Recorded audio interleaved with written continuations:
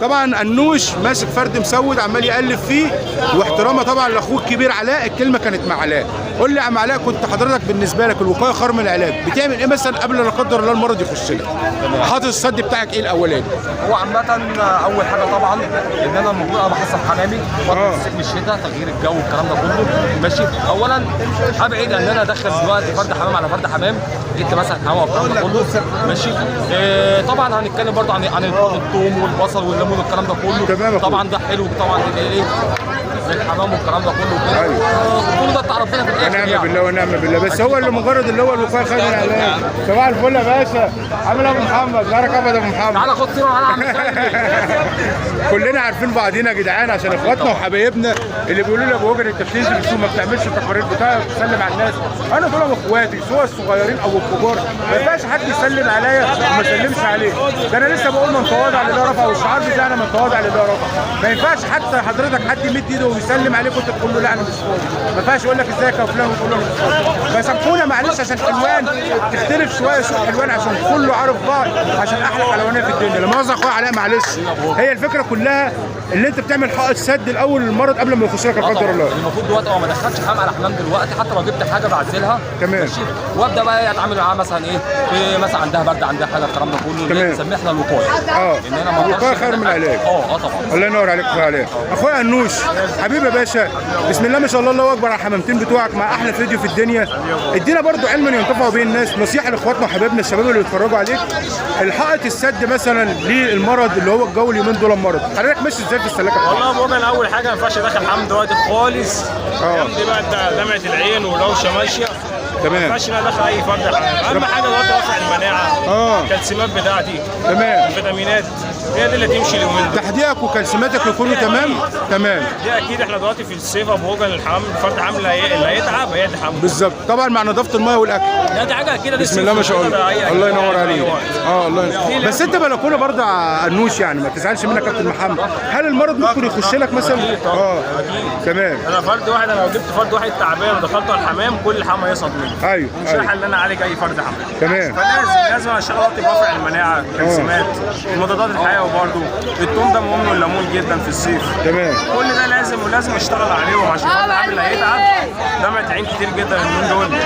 في روشه وحشه جدا ابو جن والله الفتره دي. الهزه وحشه قوي يا محمد. الهزه وحشه قوي الفتره دي والله، يعني في ظرف اسبوع مات مني حمام ب 1000 جنيه والله. ربنا يعوض عليك، ربنا يعوض عليك. فرد اللي يسقط مني ربنا يعوض عليك، ربنا يعوض عليك. انت بقى بالذات الوزاره فرد ايوه طبعا المناعه بتاعته بتبقى ضعيفه شويه. فلازم طبعا بقى على قد ما نقدر ما ينفعش نفرق اليومين دول بالذات في الصيف. طب ايه رايك بقى ما تيجي نسلم على مدرستنا الكبيره واخونا الكبيره ونحاول نتعلم منه حته صغيره؟ صباح الفل يا عم صالح، عامل ايه؟ ايه الاخبار؟ الكبير كبير يا باشا، وانت راجل كبيرنا اخونا الكبير، وبنحاول نستفاد منك بالخبره بتاعتك في السنين. الله يبارك لك، ربنا يديك الصحه يا عم صالح.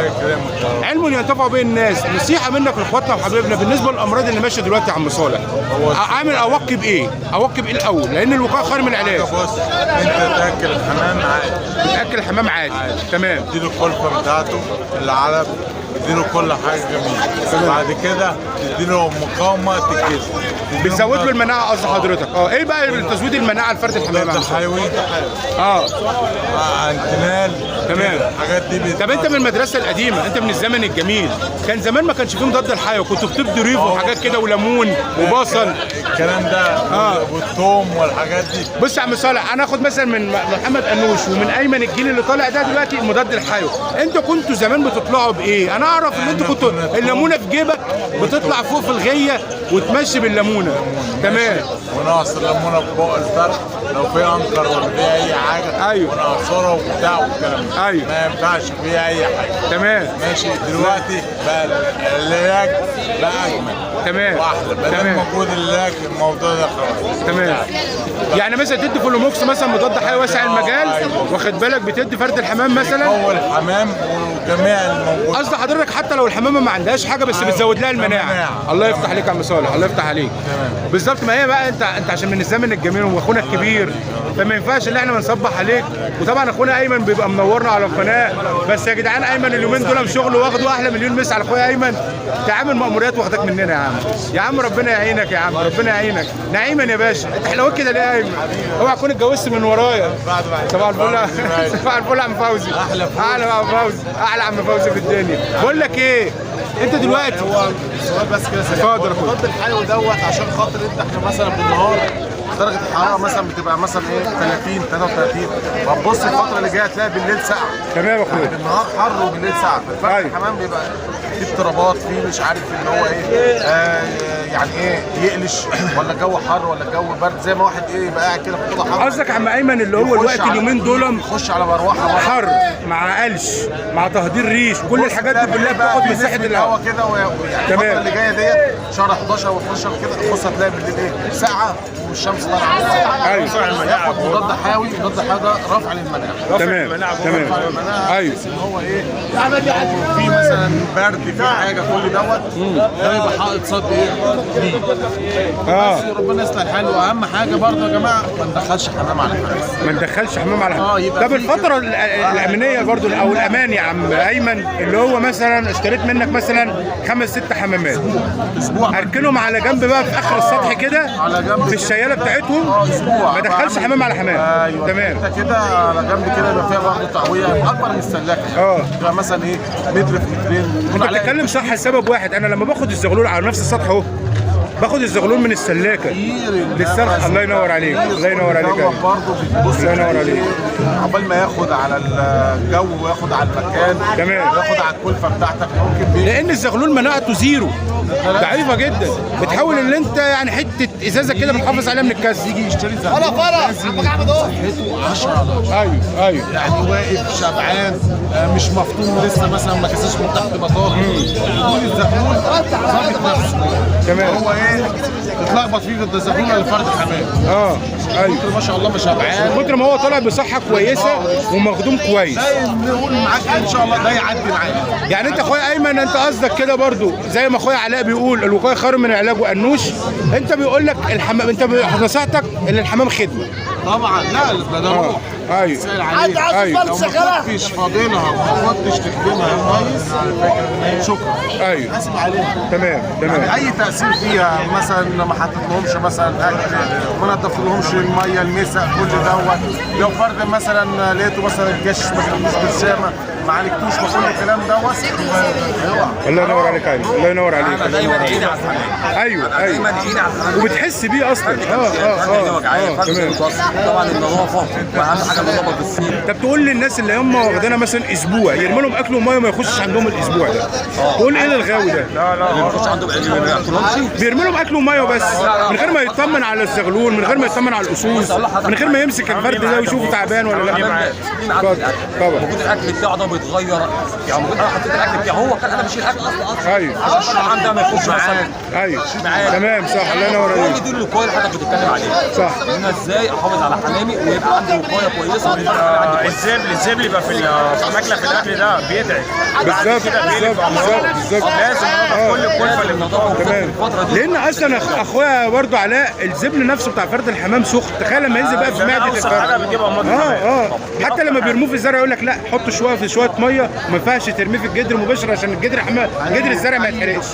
تخيل بقى لما ينزل في بطن الحمام. لو قعدت معايا دكتور بيطري يقول لك لازم تحط اشاره للحمام كل ايه يعني ايه وليها ايه كل عدد حمام كام كيلو اشاره. تمام. ويتغير كل اسبوع بحيث ان الاشاره لو في زبده ولا حاجه بينزل تحت فرد الحمام بيصعب عليه ان هو ايه ينقيه او ياكله كل. تمام. فالحمام يعني حب الحمام فيه كتير قوي. طبعا. بص لو قعدنا نتكلم فيه من هنا للسنه الجايه. هنا السنه الجايه. لا امشي يا ابو شهد. حبيبي يا ابو شهد نهارك ابيض ونهاركم ابيض ان شاء الله. ويا جدعان اخواتنا وحبايبنا اللي كانوا بيسالونا بيقولوا لي يا ابو وجن انت في السوق ما بتعملناش تقرير للحمام تشوف اخواتك واصحابك. عاد عاوز شغاله نقطه بالله عليكم عشان بس معلومه زي ما انتم شفتوا كده اخونا الكبير صالح واخويا ايمن واخويا علاء واخويا الناس ايه بس والتقرير طبعا بيقولوا اسعار شفافيه في السوق بالذات لازم الاسعار في السوق لازم اسعار. انا بسال الراجل انا بسال اللي قدام مني انا بسال. فالنقطة بعد اذنكم بس توضيحيه لاخواتنا ده اخويا محمد انوش لسه دلوقتي بيدي لك ايه؟ بيدي لك نصيحة بيقول لك ايه؟ فيديو طبعا بسم الله ما شاء الله بيقول لك حافظ على الحمام بتاعك. الراجل بيقول لك الوقاية خير من العلاج. اخويا ايمن بيقول لك الحمام خدمة. عم صالح بيقول لك المدرسه القديمه كانت بتعمل ايه؟ ما هي دي كلها افاده لحضرتك انت. طبعا الحمام فرجه لازم نفرجك على الحمام، فبحاول اعمل لك الميكس ده في التقرير بتاع السوق. ما ينفعش ناس اخواته وحبايبي يبقى عندهم خبره، اقل حاجه خالص عم صالح عنده خبره في الحمام 50 سنه وربنا يديله الصحه دلوقتي، ما ناخدش منه كلمتين. هي دي الفكره كلها، كلنا هنا في السوق بنكمل بعض، لان هي دي السلسله بتاعتنا. السوق اكبر مدرسه، فمدرستك بقى بتشوف اخوك الكبير، بتشوف اخوك الصغير، بتشوف اخواتنا اللي من سننا. بنحاول نفيد حضرتك انت كمشاهد. واحلى صباح عليك واحلى صباح على كل الناس واخواتنا وحبايبنا اللي بيدونا نقد. اقسم بالله هو الاساس بتاعنا الحب بتاعنا. لو انت حضرتك شايف ان هو حب الناس اللي حوالينا او حب اخواتنا ابو وجه، وانت ابو وجه بتخش تسلم على اصحابك وحبايبك ما تورناش الحمام. انا بوريك الحمام وبوريك الاسعار، بس ما ينفعش نشوف اخواتنا دلوقتي من غير ما نسلم عليهم. 5 ان شاء الله بامر الله، وهنكمل بقيه التقرير، بس هناخد الاول سلام من اليمين للشمال او نبتدي من الكبير الاول. عم صالح متشكرين ليك يا عم صالح، احلى صباح عليك وربنا يديك الصحه يا عم صالح. حبيبي يا عم صالح، لا يوسع عليك يا رب. حبيبي يا عم صالح، ربنا يديك الصحه يا عم صالح، ربنا يديك الصحه. في السن ده يا عم صالح وزي ما انتم شايفين التعب بتاعه ونزل للحمام، لان الحمام عشق يا عم صالح، حمام حب. والسوق كمان بالذات بتنزل بالنسبه لك كغاوي كانها خروجه، صح، كانها خروجه ليك، صح كده. اهم حاجه الصحبه الحلوه. الله ينور عليك يا ابو شاهد، اهم حاجه الصحبه الحلوه. الله ينور عليك، الله ينور عليك. مفيش احلى من صحبه السوق والناس الحلوه المحترمه وتقعد معاها. الاصل بنقص منه. لا ما هو كلها خلي بالك، اللي ما عليه الاصل يبقى مش غاوي، لان الاصل في الحمام لازم يتعلم منه الاصل. الغاوي الصح لازم يتعلم من فرد الحمام اصوله. احلى ابو شادي في الدنيا مع احلى عم صالح. نهارك ابيض يا عم صالح وربنا يديك الصحه مره ثانيه. احلى اخونا ايمن، نهارك ابيض يا عم ايمن، وان شاء الله بامر الله تخلص الشغل بتاعك والمأموريات. يا جدعان الناس اللي بتسال على اخويا ايمن قول لهم انت الظروف اللي عندك ايه؟ معلش والله كان ضغطة شغل كده وان شاء الله نرجع وحاجات. ضغطة شغل مش في القاهره يا جدعان، بيطلع مأموريات يعني بره المحافظه والله وربنا عايز يعينه. اقول لك بقى مأموريات برضه بنجيب حمام. انت فرد جماعي وسافر، انت فرد جماعي وسافر. يعني كنت لسه في الفيوم. ايوه فمعدي كده من شارع لقيت هخش عليك دلوقتي. ناس عندهم حمام زينه والله في الفيوم يا جماعه، عندهم برضه حمام كويس. تحياتنا للفيوم، تحياتنا للفيوم مع زواجل واساس الزواجل في الفيوم. على الحمام اليومين دول هو بيحضر الايام الجايه حاجات قويه على دخول الشتاء. وهنشوف ايمن ضدكم مره بامر الله، بامر الله، بامر الله. هو لازم تحسين، لازم تحسن من نفسك. هو ده الغاوي. الموسم اللي فات كنت فين والموسم ده كنت فين والموسم الجاي انت خاطط لك ايه؟ صح كده. يعني احنا كنا عندنا السنه اللي فاتت كانت السلاكه والغايه كانت عامله زي او اللفت، وبعد ربنا سبحانه وتعالى ثم انت بنصيحتك شفت الشكل الجميل اللي طالع بيه. هيبقى احسن واحسن. بس ما عملتش انت الباركيه ولا انت ولا علاء. قعدوا يقولوا لنا هنعمل الباركيه وهنعمل شكل الباركيه النهارده بكره النهارده. رحت ماسك الباركيه وقلت يلا يعني مش قصه. هتيجي معايا ازاي؟ جت معايا الشكل ده والله لازم جت تحفه. هي دي يا جدعان غايه الحمام، كلهم اخواتنا وحبايبنا. لما بيكون انت عندك شغل كلنا زي ما يكون فرح العمده. اخويا علاء بيجي، اخويا عم صالح جه، عم صالح طلع لي على السطح فوق وقال لي مبروك ما بتعمله رغم سنه وتعبه، بس هو مجرد تشجيعيا حاجه كويسه. اللي بيقول لك يا عم الله ينور عليك ومش عاوز منك حاجه ولا لا. وان شاء الله بامر الله كل اخواتنا وحبايبنا في الغايه الاقتصاديه هتيجوا تساعدونا فيها غصب عنكم. الغايه الاقتصاديه دي هتطلع جامده جدا. الناس اللي بتعمل الكلاكان دول بقى. ايوه يا باشا، يعني مس على الناس. مس على الناس بقى. طب هات كده الشهاله دي كده، اخونا ايمن هو اللي يمس على الناس بنفسه. مس على الناس الحبيبين دول. بسم الله ما شاء الله، بسم الله ما شاء الله، بسم الله ما شاء الله. هم زينه على قدهم. بسم الله ما شاء الله. يعني انت قصدك لازم نعمل فرجه برضه في اخر التقرير كده مع اخواتنا كويسه. يا حبيب قلبي. حاجه كويسه كده. بسم الله ما شاء الله، بسم الله ما شاء الله، بسم الله ما شاء الله. ربنا ده برضه على الاصل ده عامل له كام يا عم ايمن؟ انت بقى في السوق دلوقتي وانت قايل لي السياسه بتاعتنا اللي في السوق يتقال عليه سعر 250. بسم الله ما شاء الله، بسم الله ما شاء الله. في السفر الورق برضه دول كويسين. السفر الورق دول بسم الله ما شاء الله. والمساويت دول برضه يا عم 200. المساويت الاصل المساويت دول 200 والسفر ورق بسم الله ما شاء الله، بسم الله ما شاء الله. انت بتكسر الاسعار يا عم ايمن. انت جاي من المأموريه بقى بحمام وعاوز تضيع، عاوز تضيع ضيع يا عم ايمن ولا يهمك. بسم الله ما شاء الله. وقص بعياله ب 100 جنيه اهو. قص بعياله ده ليزه. بسم الله ما شاء الله. قص بعياله ب 100 جنيه. يعني انت قصدك بسم الله ما شاء الله كده الحمام كله موجود، الحمام الزينه اهو يا ايمن. بسم الله ما شاء الله. في عمبري كشك برضه بسم الله ما شاء الله، بسم الله ما شاء الله، بسم الله ما شاء الله. مستواه حلو قوي يا ايمن، بسم الله ما شاء الله، بسم الله ما شاء الله. وده احمر كشك برضه. الاحمر كشك ده بتاع النوش، اشتريته منه؟ اشتريته منه؟ لا هو منزله. بص العظمه البيضاء بسم الله ما شاء الله. لا ده كان اسف، ده كان لعبه بسم الله ما شاء الله، بس هو ينقصه حاجه صغيره الفله بس مش اكتر من كده. ايوه صح. هو الدبوس بتاعه حلو قوي، الشراب بتاعه حلو، هي الفله بس معدور بالعين كمان وعظمه حلو قوي، بس الفله بس. انت ما جبتلوش ليه ترى؟ لا ما انا كان معايا انت كولا جبت له اكبر. كولا احسن. والله؟ والله بقى ده برضه. ايوه كان عيله لسه صغيرين متحضنين. ايوه جبنا له اكبر ونزلنا له. والله بقى ده برضه زياده عندي برضه. بسم الله ما شاء الله. ماتش الباظ اللي السنة. ايوه الله ينور عليك، الله ينور عليك يا اخويا ايمن، الله ينور عليك، الله ينور عليك. صح، ركب الباب على بعض يكون احسن. طبعا. يعني انت رايك كده صح كده؟ يعني دلوقتي عندي كولا مثلا وما بقاش اكله. جبنا احمر اشتغل عليه مثلا مؤقت، بس لو لقيت احمر قدامي لازم اشيل احمر طبعا. الله يبارك لك.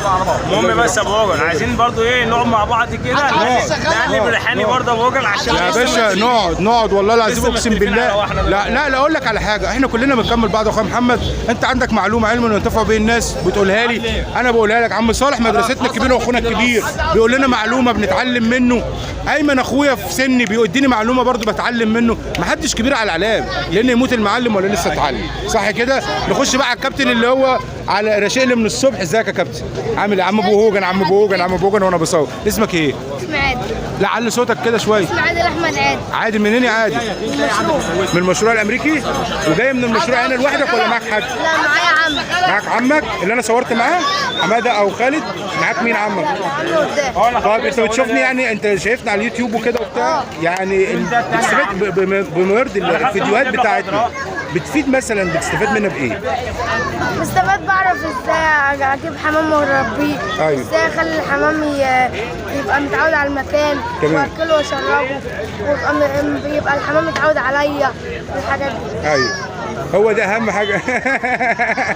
انت بتمشيش تقول له بيقول لك يا عادي يقول لي اهم حاجه النظافه. اهم حاجه جدع. هو كده بيتكلم صح، لان هي دي الرساله اللي انا كنا قلناها كلنا كده اجمعنا 5 اخواتي الكبار واخواتي، واللي احنا كلنا بنطلع بمعلومه كله بيقول لك الوقايه خير من العلاج. اهم حاجه النظافه في اليومين دول من مع الحمام.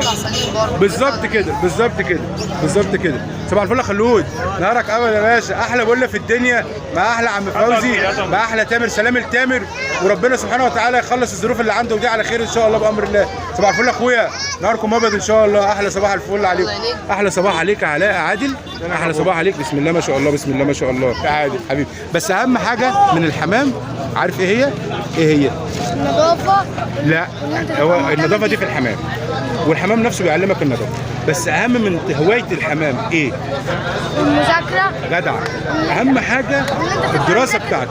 انت الدراسه بتاعتك اما تخلص المذاكره وهتنجح اعمل الحمام براحتك بقى ان شاء الله تجيب حمام وتطيره. لا ولو ذكي بتحاول ان انت بتقسم وقتك ما بين المذاكره وما بين يعني انت مثلا لما مثلا في سنك مثلا اخواتك او اصحابك او الشباب اللي في سنك بيتابعونك، لو انت دلوقتي مثلا ما بتدرس وبتشتغل، اهم حاجه برضو شغلك، لان شغلك هو اللي بيصرف على الحمام، صح كده؟ وقت الشغل بقى شغل وقت. اسمك ايه الاول؟ محمد. منين يا محمد؟ احسن ناس في الدنيا كلها. اخويا اسمك ايه؟ محمد برضه. محمد ومحمد من عند الهادي. انتوا صحاب؟ بتنزلوا السوق هنا بقى بتشتروا وبتبيعوا ولا بتتفرجوا؟ بتشتروا لو حاجه مثلا ناقصاكم بتشتروها، ولو حاجه عندكم زيادات بتبيعوها. تمام تمام. الشباب بقى اللي في سنكم من سن مثلا عادل ومن سن حضرتك كده، نصيحه منكم مثلا تقولها لكل الشباب اللي بتتفرج علينا، ايه هي النصيحه؟ تنصحهم بايه؟ في هوايه الحمام بالذات في الوقت الحالي دلوقتي. الوقت الحالي؟ في القلش مثلا والتهدير بتاع الحمام نفسه وجو اليومين المرض دول والجو اليومين التعب دول اللي داخلين على البني ادم، بتنصحهم بايه؟ ما تشتريش سلاليل كتير. وان برضه ما تقرصش على الحمام في الحر عشان الحر وحش. تمام. يجيب له زقه سنفوس. والنظافه زي ما عادل بيقول نظافه الاكل والميه. بالامانه كده انت بتغير ميه كل قد ايه؟ كل يوم. كل يوم جدع. الميه كده كده عندنا حنفيه فوق. الله ينور عليك. انا بطلع تغيير الميه كل يوم ده كويس. بالظبط بالظبط. وما تسيبش وما تسيبش الحمام بتاعك في الشمس المباشره زي ما انا خلاص هولع من الشمس. عشان هيجي له ضيق تنفسي لو في الحر. بيجي له تنفسي كنت فعلا. طيرت. تمام تمام. طب اقول لك على حاجه يا عادل، عشان في شباب كتير انت من سن مصطفى ابني، لو في حمام تعب منك ماشي، هو داخل الحمام بيحبه، جاب مثلا حمامتين وتعبوا منه وتراوشوا وماتوا، هل ان انت تبطل الحمام ولا بتحاول تاني؟ لا بحاول. الله يفتح عليك. بحاول ما اخليش الحمام الباقي يتعب مني او تعب منك يا محمد وعي منك ومات منك، بتتعقد من غير الحمام وتطلع منها؟ لا. اكمل لحد ما اوصل اللي انا عايزه. انت تعرف اللي في ناس بتتواصل معايا بيقولوا لي يا بوجن انا بطلت الحمام يا عم بوجن عشان خاطر الحمام مني مات ما هو لازم عشان الحمام بيروح ويجي بالظبط كده. انا 50 فرد. يعني اللي ما نشش ما غواش، لا. واللي معيش منه حمام ما غواش، واللي ما اتنطرش منه حمام ما غواش، واللي ما تعبش منه حمام ما غواش. اخر حاجه النش اللي انت بتاخد الثمره بتاعت الزرع بتاعتك. يعني الشباب اللي مسنكوا ما يتعقدوش لو في حمام مات منهم او تعب منهم ويروحوا مثلا قرفان، انا بجيب الحمام بيموت. شوف انت غلطت في ايه وحاول تصلح من الغلط بتاعك عشان خاطر هي دي غايه الحمام. احنا نفسنا في الشباب او غواه شنبات وبيقع منها حمام وبيموت منها حمام. يكون المبتدئ اللي زيكم مثلا حمام عي منه، لا لا لا لا لا انا هبطل الحمام لان انا خايب وما بعرفش اربي او ما بعرفش احافظ على الحمام. لكن انتوا تقولوا رساله، انت مات منك مثلا كام فرد حمام؟ انا كتير. ضاع منك كام فرد حمام؟ سبتها الغوايه؟ هي دي غايه الحمام، محبه. بس انت بتحاول اللي انت بتشوفه انت غلطت في ايه في الفرد اللي مات منك او اللي ضاع منك وبتحاول تصلحه في الحمام اللي انت جايبه جديد. صح كده؟ احلى نصيحه منكم واحلى شباب واحلى حلوانيه في الدنيا، ومن تواضع لله رفع. بس اهم حاجه اللي بيدرس الدراسه، ولو انت بتشتغل شغلك الاساس، وبعد تعليمك علاقتك مع اسرتك يا عم عادل. يعني ايه علاقتك مع اسرتك؟ يعني والدك مثلا معاهم مش هطلع عند الحمام يبقى وقتي كله عند الحمام وتسمع كلامهم. واسمع كلامهم. يعني مثلا انت مع الحمام يا عادل تعال انزل جيب لي حاجه مامتك، لا انا مش فاضي مع الحمام. الطبيعي اللي هي هتكره الحمام وهتحاول اللي تكرهك في الحمام عشان انت ما بقتش تجيب الطلبات. حاجه حاطه عندي وحد نادى عليا من اهلي بس. تمام. وعلاقتك مع ربنا، يعني لو شاب قبطي يروح الكنيسه ولو واحد مسلم زينا يروح الجامع، ما يكسلش عنك الثلاثه دول. اول حاجه علاقتك مع ربنا، وبعد كده التعليم، وبعد كده علاقتك مع اسرتك، وبعد كده الهوايه بتاعتك بتيجي في الاخر. صح كده؟ هتلاقي ربنا كرمك طالما انت عملت الثلاثه دول، هتلاقي ربنا كرمك في الثلاثه التانيين او في الحاجه الثانيه اللي فيهم. احلى شباب في الدنيا، نهاركم ابيض ان شاء الله. احلى شباب في الدنيا، متشكرين ليكم يا باشا. باشا باشا باشا باشا اتعرف عليك الاول وعرف نفسك لاخواتنا وحبايبنا عشان انت ليك معايا قصه ثانيه. عامل ايه؟ الحمد لله. ايه الاخبار؟ الحمد لله. عرف نفسك للناس. اسمي كريم محمد من الزنزان. كريم محمد والشهره كريم شيك. كريم شيك. حبيبي يا شيكا، انت اللي دايما معايا في التليفون اقسم بالله بتتواصل معايا. احلى شيكا في الدنيا. حبيبي يا باشا انا تحت امرك، قول لي انت عاوز ايه. انا معاك يا باشا. من تواضع لله رفع يا جدعان. شوف مع شباب، شوف مع ده، شوف مع ده، شوف الدنيا فيها ايه، واهم حاجه التواضع لله كده. التواضع لله. شيكا شيكا شيكا شيكا. سلم على شيكا الاول وسلم على شهاب. ازيك يا شهاب؟ عامل ايه؟ بابا عامل ايه؟ كله بخير. انت نازل حمام النهارده ولا ايه؟ لازم بتتفرج كده وبتاع والدنيا تمام. بابا كويس؟ احلى شاب في الدنيا واحلى محمد شاب في الدنيا. سلم لي عليه. ايه بقى يا شيكا؟ قول لي بقى القصه ايه؟ ده بقى ده حمام بتاع اخونا يوسف رامي. حمام اخونا يوسف رامي. فين يوسف رامي؟ ازيك يا يوسف؟ عامل ايه الاخبار؟ اخبارك ايه؟ منين يا يوسف؟ حبيبي يا باشا، منور الدنيا كلها. الزنزال النهارده ليها معايا الفيديو ده يعتبر مسميه فيديو الزنزال. كلنا دايره واحده وكلنا اخوات وكلنا حلوانيه. احلى زنزال في الدنيا مع احلى حلوانيه. ورينا بقى معاك ايه؟ ورينا يا شيخ احنا في ملعبك اهو، عاوز تفرجنا على ايه؟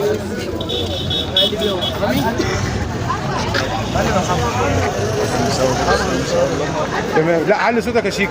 بقول لك ايه، حمامك انت وابنك اللي تسميه. لا ابنك اللي على تسميه. خد يا عم. شيكا جايبنا عند ناس مكسوفين يقلبوا فرد الحمام ولا ايه؟ ايه يا شيكا؟ شهاب لما رحت عنده برده كان بيعددني، كان برده مكسوف، بيجي قدام الكاميرا وبيكده. ازيكم يا رجاله؟ عاملين ايه الاخبار؟ خلاص شهاب كده اتجرأ بقى هيقلبنا فرد الحمام اهو. بسم الله ما شاء الله. نعمل طوبه روا صفرا. تمام. طب انا عايز ده كان عليه 2. تمام. بتاع الناس. ايوه. ده يعمل له كام يا شهاب؟ يوسف يعمل له كام يا يوسف الدكر ده اللي شهاب قلبه لنا؟ 60 جنيه. ها؟ بقول لك ده برايز. 6 برايز 60 جنيه. تمام. بس مصاريف على قدهم اهو. طب بقول لك ايه يا يوسف، انت ماسك فرد الجمعيه ده في ايدك وهيموت ولا هيطير ولا ايه اللي هيحصل، ولا معاك زبون بيعك؟ طب نتعرف على زبون، والزبون ملوش اسم. ازيك يا كابتن؟ عامل ايه؟ ايه الاخبار؟ اسمك ايه؟ منين يا بابلي؟ احسن ناس منين؟ من حلوان، ما احنا كلنا حلوانيه. شارع عبد الرحمن. انت منور الدنيا كلها يا بابلي. ازيك يا كابتن؟ عامل ايه؟ ايه الاخبار؟ عارفيني ولا مش عارفيني؟ انا عارف. انت عارفني، ده مش عارفني، يبقى ده مش غاوي حمام. نازل مع بابلي النهارده؟ نازل مع بابلي صح؟ بتشوف السوق وبتاع القصه دي. ما نزلتش ليه السيده عائشه؟ ده اقرب بكتير صح كده. اللي انا مثلا من السوق بتاع حلوان بتدفع مواصلات اغلى من السيده عائشه، وبتلاقي برضو اللي انت عاوزه بابلي هنا في السوق. اول مره دي بصراحه. اول مره تيجي. لا احنا هنا بسم الله ما شاء الله عندنا العيون، عندنا الكلفه، عندنا الحمام سعره حنين مع التقليب الحنين كده، واخد بالك؟ اكيد انت شفت الكلام ده في الفيديوهات عندنا. احلى تقرير في الدنيا، لان السوق اكبر مدرسه. شوف اللي انت عاوزه ايه وقول لهم بس انا تابع ابو وجن، معاك كارت بلانش اهو ينزلوا لك الايه الاسعار. احلى بافل في الدنيا، منور الدنيا حبيبي يا باشا. لا مؤاخذه يا شيكا، بس احنا اخواتنا وحبايبنا كده الشباب بسم الله ما شاء الله. تمام. المسود اهو. ده المسود اللي على قده على الاخر ده عامل كام بقى؟ عامل خالص. ايوه ده على قديم خالص، ده قص شعبي ده. تمام. بس عادي بقى. تمام. يعمل له كام القص ده؟ بتاع يوسف ولا بتاع مين؟ بتاع يوسف برضه. ابو وجن مش مره واحده. ايوه كده لازم يطلع سلم سلم. حلو قوي. بص بقى يا شيكا، انت جيت لي في دي حاجه مهمه قوي قوي قوي قوي قوي قوي. اللي انت بتقوله ده كلام حلو قوي. ليه؟ شاب من سنك يا شيكا او من سن الشهاب ما يخشش بحاجات عاليه. صباح الفل يا ابو حميد، عامل ايه؟ الله يبارك لك يا ابو حميد حبيبي. انا يوم ما ضاع ما يخشش بحمام، لا قصدي ايه، ما يخشش بحمام عالي، يخش بحاجات. صباح الفل يا باشا، ايه الاخبار؟ ازاي صحتك؟ عامل ايه؟ ايه الاخبار؟ كله تمام الله يبارك لك. يخش بحمام مثلا على قده الاول في المستوى، واحده واحده، وبعد كده تعلي المستوى بتاعك سنه سنه. صح كده يا شيكا؟ يعني ابتدي بالوزار، لو هتبتدي بالوزار بس ابتدي بالوزار الشعبي. الوزار الشعبي مثلا يعملوا القص كام يا شيكا؟ الوزار الشعبي يعني المساويد، خلينا في المساويد اللي احنا بنتكلم فيها دلوقتي. فين يا ضافه؟ فين يا تمام. مثلا القص اللي احنا شفناه قدامك ده يعمل له مثلا تقريبا كام؟ 150 جنيه. 150 جنيه. يعني انت الله ينور عليك 150 جنيه بالنسبه في الحمام مش مبلغ، بس ايه، مجرد اللي هي تخلي الشاب المبتدئ يتشجع في الوزار، يتشجع في الوزار ويخش في الوزار. ده الديك الهندي يا جدعان بسم الله ما شاء الله، مستواه حلو اهو. هي السلاكه بسم الله ما شاء الله ايه، منوره الدنيا كلها. تمام. الله يبارك لك، الله يبارك لك يا عم محمد. القصد في عين مساحته بكام وسعره كام؟